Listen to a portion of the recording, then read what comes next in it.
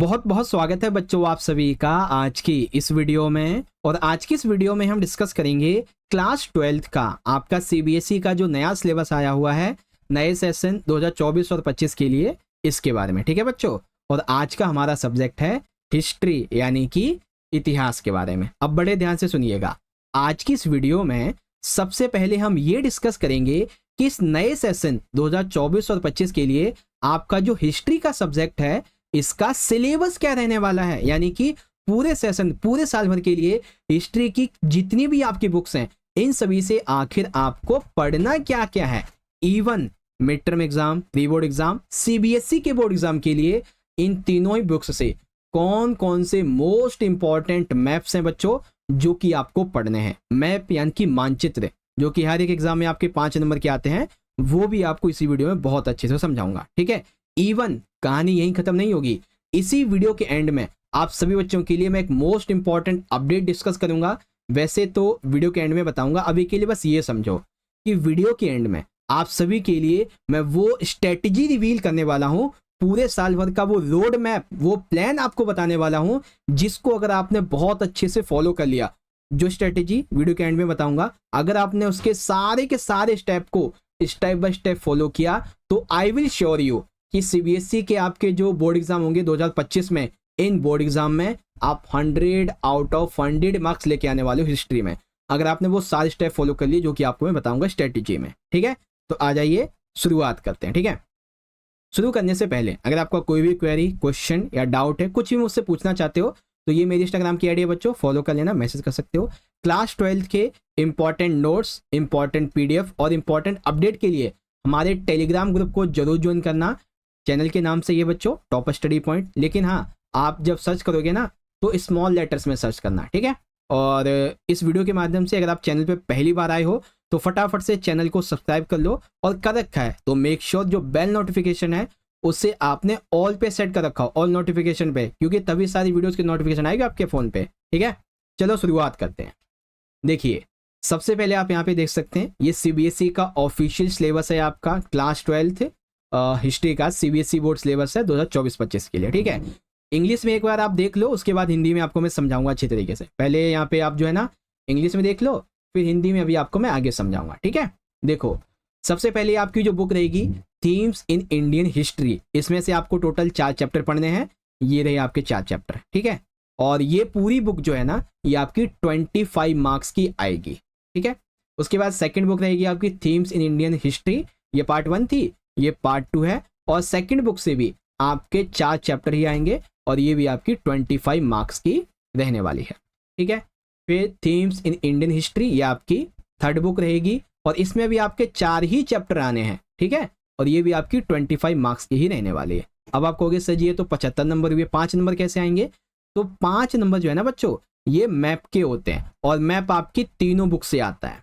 ठीक है, मैप तीनों बुक से आता है, देख लो यहाँ पे ये रहा तीनों बुक का 5 मार्क्स का।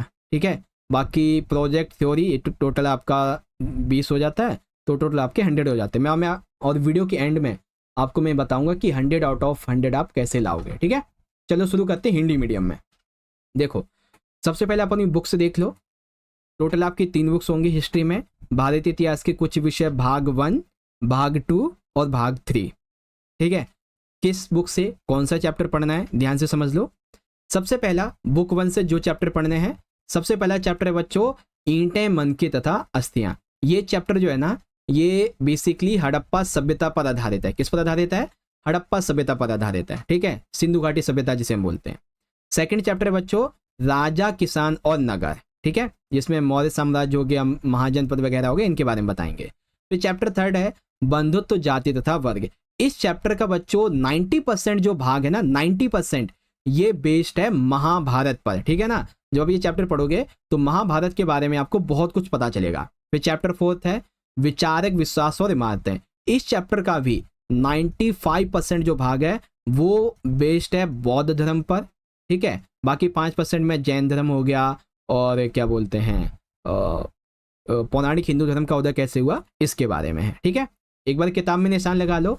चैप्टर नंबर 1 ईंटें, मनके तथा अस्थियां, चैप्टर 2 राजा, किसान और नगर, चैप्टर 3 बंधुत्व, जाति तथा वर्ग, चैप्टर 4 विचारक, विस्तार और इमारतें। ठीक है, चलो चैप्टर सेकेंड बुक की हम बात करते हैं, ये आपकी भाग 2 वाली बुक है, ठीक है। तो इसमें चैप्टर 5 से स्टार्टिंग है आपकी।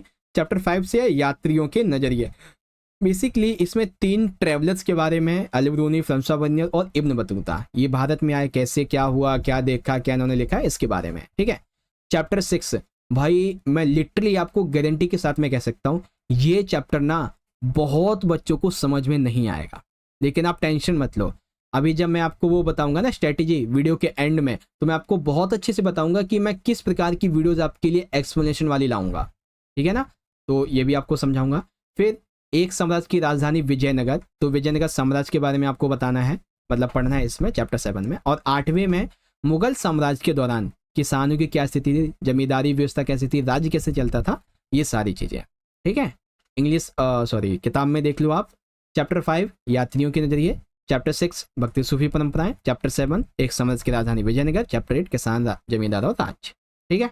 चलो अब आ जाते हैं तीसरी वाली किताब से, जो कि हमारी ये वाली बुक है। अब तीसरी किताब से आपको चैप्टर 9 पढ़ना है, उपनिवेशवाद और देहात। बच्चों ये जो आपकी नई किताब है ना, उनके हिसाब से मैं बता रहा हूँ आपको, नई किताबों में, क्योंकि पुरानी किताब में ये चैप्टर 10 होगा, ठीक है।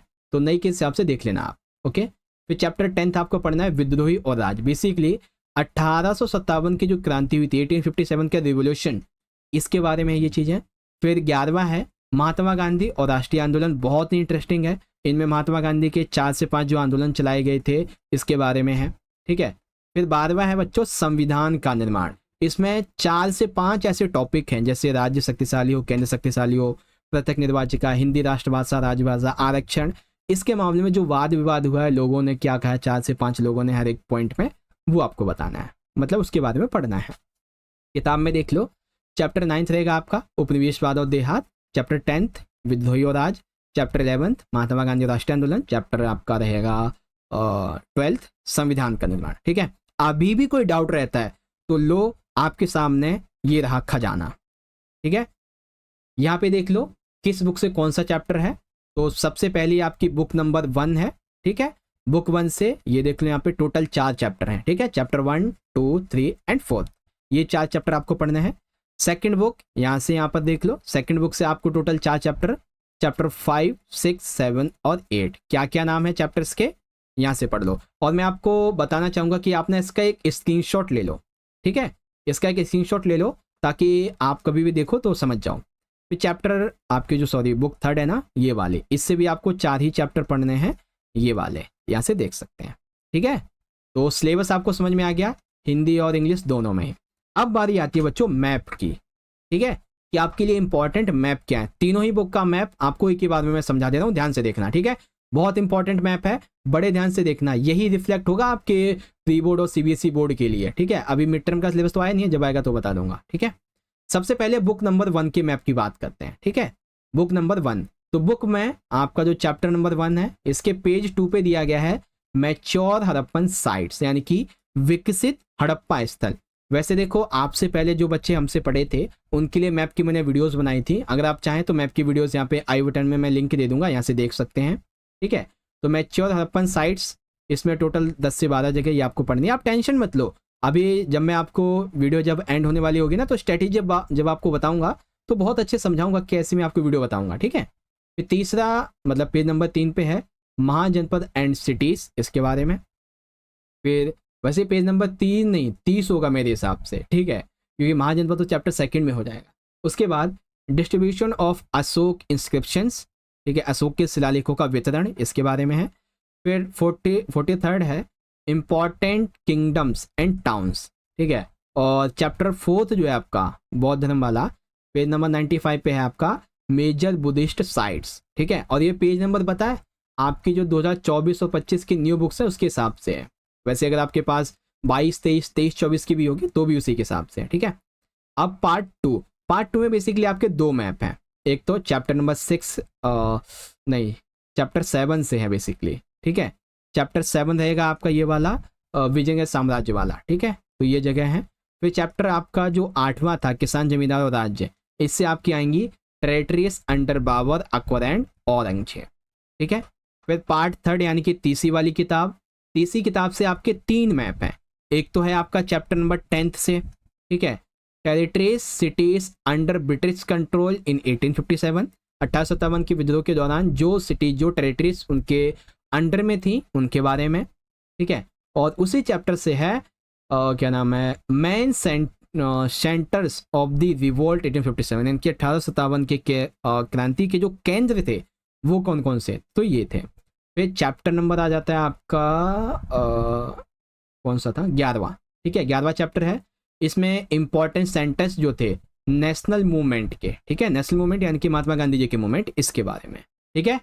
तो मैप आपको समझ में आ गया ना कि बुक 1, बुक 2 और बुक 3 से कौन कौन से मैप हैं, ठीक है।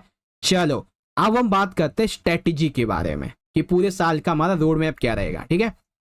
बड़े ध्यान से देखना, एक चीज यहाँ पे भी मैं पहले ही ऐड कर देता हूँ, ठीक है। थोड़ा सा इसको अच्छे से लिखते हैं, एक चीज और ऐड कर दी, एमसीक्यू। अब देखो ध्यान से, आपके हिस्ट्री के बोर्ड एग्जाम 2025 के लिए 100 आउट ऑफ 100 की हमारी क्या स्ट्रेटेजी रहने वाली है, इसको ध्यान से देखना, ठीक है ना, बड़े ध्यान से देखो। सबसे पहले हम डिस्कस करेंगे आपके तीनों ही बुक्स के हर एक चैप्टर का चैप्टर वाइज एक्सप्लेनेशन, यानी कि हर एक चैप्टर को 2 से 3 वीडियोस में हम डिवाइड करके हर एक चैप्टर को बहुत अच्छे समझेंगे विद एनिमेशन प्लस में नोट्स, ठीक है, नोट्स के साथ और एनिमेशन के माध्यम से समझेंगे, ठीक है। अब जब आप ये समझ जाओगे कि हर एक चैप्टर में क्या क्या दिया गया है, क्या इंपॉर्टेंट चीजें, जब ये समझ जाओगे, एक्सप्लेन करके समझ जाओगे, तब चैप्टर वाइज इंपॉर्टेंट क्वेश्चन आपको मैं करवाऊंगा। हर एक चैप्टर के जो भी शॉर्ट क्वेश्चन होते हैं, जैसे कि 3 नंबर के क्वेश्चन हो गए, ये आपको करवा दिए, ठीक है, 8 नंबर के क्वेश्चन हो गए, ये करवा दिए। फिर आपके जो सोर्स बेस्ड क्वेश्चन होते हैं, स्रोत आधारित, ये भी आपको मैं करवाऊंगा हर एक चैप्टर से, जो भी इंपॉर्टेंट बनेगा 2 से 3 सारे के सारे, ठीक है।